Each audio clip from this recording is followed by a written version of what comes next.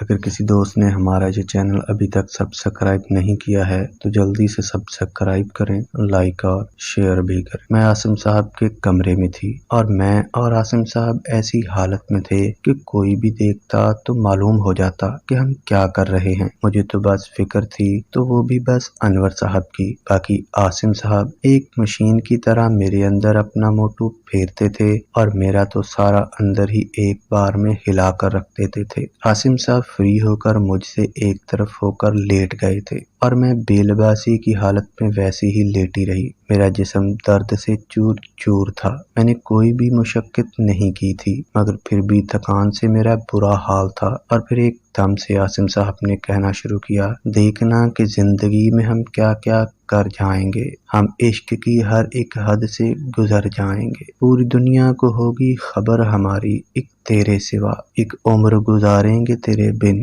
اور مر جائیں گے۔ میں نے یہ شعر سنا تو میرا دل کیا کہ میں عاصم صاحب کا منہ پھر سے چوم لوں، مگر میں ایسا نہیں کرنا چاہتی تھی کیونکہ وہ میرے لیے ایسا نہیں کر رہے تھے۔ وہ تو مجھے جانتے ہی نہیں تھے، وہ تو اپنی عنایت کے غم میں ہی ایسا بول رہے تھے۔ میں کبھی کبھی سوچتی تھی کہ یہ عنایت عاصم صاحب کو چھوڑ کر کیوں چلی گئی، جبکہ ایسے انسان کو چھوڑنا میرے خیال میں تو بے وقوفی ہی ہوگی، جس کا موٹو اتنا مزہ دیتا ہو اور وہ بھی بار بار ایسا کرنے کی طاقت رکھتا ہو۔ خیر مجھے کیا، میں نے اس کام سے کیا لینا تھا۔ ایک بار پھر سے عاصم صاحب نے کہا کہ کیوں میں ہی تیری یاد میں در بدر پھروں، کیوں میں ہی آنکھوں سے تر بتر رہوں، سب تنہا ہیں جتنے بھی کردار محبت کی دنیا کے ہیں، کیوں میں ہی پھر خوف در خوف جیوں۔ میں نے اب خود کو جلدی سے ٹھیک کرنا شروع کر دیا ہوا تھا، جلدی سے اپنے کپڑے پہنے اور اس کمرے سے اپنے کمرے میں آ گئی تھی۔ سوچنے لگی کہ یہ میرے ساتھ کیا ہو رہا ہے۔ میں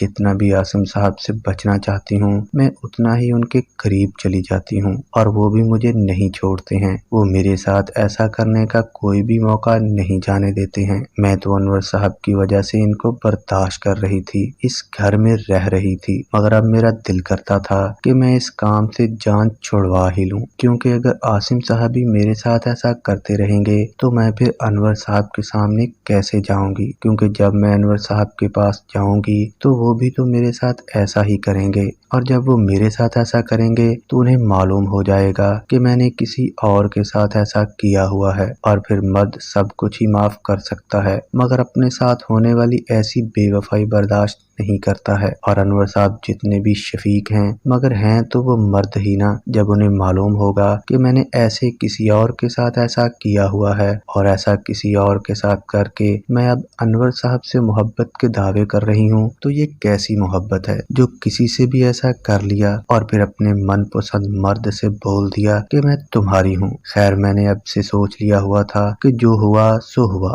مگر اب سے میں عاصم صاحب سے ایسا کسی صورت بھی نہیں کروں گی، اور اب سے میں کوشش کروں گی کہ میں انور صاحب سے بھی اپنے دل کی بات بول ہی دوں۔ میں نے صبح ہی پلان بنا لیا ہوا تھا، مگر میں جیسے ہی صبح اٹھی تو گھر میں کسی عورت کی آواز آ رہی تھی اور انور صاحب کی بھی آواز آ رہی تھی اور وہ اس عورت کو کچھ سمجھا رہے تھے۔ میں جلدی سے اٹھ کر کمرے سے باہر آئی، میرے منہ سے صاف صاف معلوم ہو رہا تھا کہ میں ویسے ہی سو کے اٹھ کے آ گئی ہوں۔ میں نے انور صاحب سے کہا کہ یہ کون ہے، تو انور صاحب نے کہا کہ یہ ہمارے گھر کی نئی نوکرانی ہے۔ میں نے ایک دم سے نم آنکھوں سے کہا کہ وہ کیوں، اس کی کیا ضرورت تھی؟ انور صاحب نے کہا کہ اس کی ضرورت تھی، میں تمہیں بتاتا ہوں، تم نہا دھو کر میرے کمرے میں آؤ۔ مجھے معلوم ہو گیا تھا کہ اب میری اس گھر سے چھٹی ہو جائے گی، یا تو انور صاحب نے مجھے اور عاصم صاحب کو ایسا کرتے ہوئے دیکھ لیا ہوا ہے یا پھر میری کسی بات کا برا مان گئے ہیں اور مجھے اس گھر سے باہر کرنے کی کوشش میں ہیں۔ اور کوشش بھی کیا، اب تو میں سمجھو اس گھر سے باہر ہی ہوں۔ میں بد دلی کے ساتھ نہا رہی تھی کیونکہ میں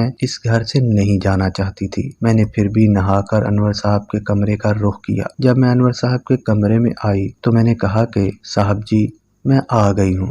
انور صاحب نے کہا کہ دیکھو وہ ایک بے سہارا اور لاچار عورت ہے، اس کو میں اس گھر میں لے آیا ہوں، وہ تمہارے ساتھ گھر کے کاموں میں مدد کرے گی اور گھر کے کام اس سے کروا لیا کرنا اور خود بھائی عاصم کا خیال کرنا، وہ نئی ہے اس گھر میں، اسے کچھ بھی معلوم نہیں ہوگا۔ میں نے دل میں سوچا کہ आसिम साहब अब उसे भी अपनी अनायत समझकर ऐसा किया करेंगे। मैंने सोचा कि अब मालूम होगा कि आसिम साहब मुझे अपनी अनायत समझकर ऐसा कर रहे हैं या फिर वो भी जानबूझकर ही ऐसा करते हैं। अनवर साहब ने कहा कि कहाँ गुम हो गई हो। मैंने एकदम से अनवर साहब की तरफ मुतवज्जा होते हुए कहा कि कहीं नहीं साहब जी, बस ऐसे ही। अनवर साहब ने कहा कि जो मैंने कहा है वो समझ आ तो गया है ना। मैंने कहा कि हाँ जी, अच्छे से समझ आ गया है। मैं अनवर साहब की बात सुनकर किचन में आ गई और उस औरत से बात करने लगी और इससे मैंने उस औरत का नाम पूछा तो उसने बताया कि मेरा नाम आसिफा है। मैंने कहा कि नाम तो बहुत ही शाहाना रखा हुआ है और फिरती लावारसों की तरह ही रही हो।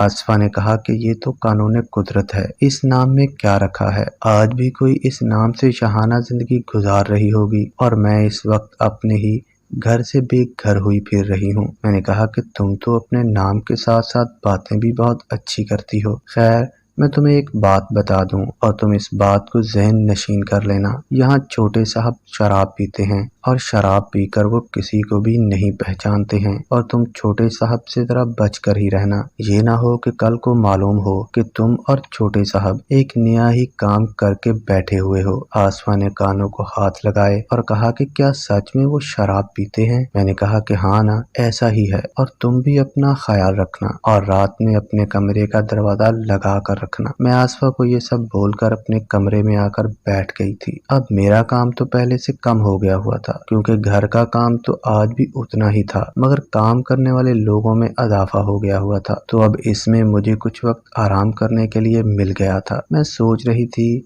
कि अब अगर रात में आसिम साहब इसके कमरे में चले गए तो घर में तो एकदम से कोहराम मच जाएगा। आसफा भी एक खूबसूरत लड़की ही थी, एक तरह से अभी भी उस पर भी जवानी मौजूद ही थी और आसिम साहब अब मुझे छोड़कर इसकी तरफ जाने की कोशिश में रहेंगे। मैं एक तो शुक्र अदा कर रही थी कि वो आ गई हुई है और दूसरा मैं डर भी रही थी कि कहीं कुछ ऐसा ना हो जाए कि इस बार आसिम साहब मेरे ही कमरे में आ जाएं। और मुझे पहले तो ऐसा किसी ने भी नहीं करते हुए देखा था क्योंकि अनवर साहब तो रात में अपने कमरे से बाहर ही नहीं आते थे, मगर अब ये आसिफा आ गई हुई है। अगर इसने हमें ऐसा करते हुए देख लिया तो क्या होगा। और अनवर साहब ते ही अपने क्लिनिक पर चले जाते थे, मगर ये आसिफा कहाँ जाएगी। ये तो मेरे ही पास रहेगी, मेरे ही सर पर सवार रहेगी और अब किसी और को मालूम हो ना हो मगर इसको सब कुछ ही मालूम हो जाएगा कुछ दिनों में। एक बार के लिए तो मैंने सोचा था कि मैं उसे अपने कमरे में सुला देती हूँ और खुद उसके कमरे में जाकर सो जाती हूँ, मगर फिर ख्याल आया कि रात में जब आसिम साहब मेरे कमरे में आए और इसने रात में शोर मचा दिया तो क्या होगा। मैं उसको अपने कमरे में भी नहीं सुला सकती थी